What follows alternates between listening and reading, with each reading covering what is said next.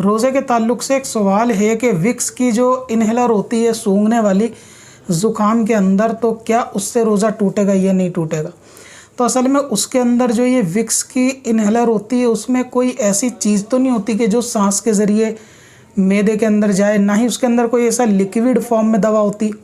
गालिबन उसके अंदर महक और खुशबू ही होती है, और वो भी ज़्यादातर नेचुरल चीज़ से बनी होती है, पुदीने और कपूर वगैरह से बनी हुई होती है। तो ये काफूर की महक होती है, पुदीने के फूल की महक होती है। तो ये एक किस्म से खुशबू ही होती है उसके अंदर जो निकलती है। तो खुशबू किसी भी तरीके की हो, उससे रोज़ा नहीं टूटेगा, क्योंकि ये खुशबू के अंदर किसी भी तरीके के कोई ज़र्रात नाक के अंदर जाते नहीं। ये एक ऐसी महक वाली खुशबू है कि जैसा कि रोज़े के अंदर इत्र लगाने की भी इजाज़त है, और इत्र के अंदर भी महक होती है, और रोज़े के अंदर मिसवाक भी कर सकते हैं, और मिसवाक के अंदर भी एक पेड़ की महक होती है, लकड़ी की। तो इसी तरीके से ऐसी चीज़ के जो खुशबू हो, महक हो, उससे रोज़ा नहीं टूटेगा। तो अगर ज़ुकाम के अंदर कोई शख्स उसका इस्तेमाल करता है तो उससे रोज़े पे कोई फ़र्क नहीं पड़ेगा।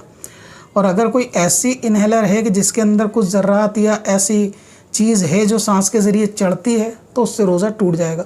लेकिन ज़ुकाम वाली इन्हेलर के साथ जो विक्स की है उसके अंदर गालिबन ऐसा नहीं है कि कोई महक के अलावा कोई चीज़ हो, उसमें सिर्फ एक खुशबू ही होती है।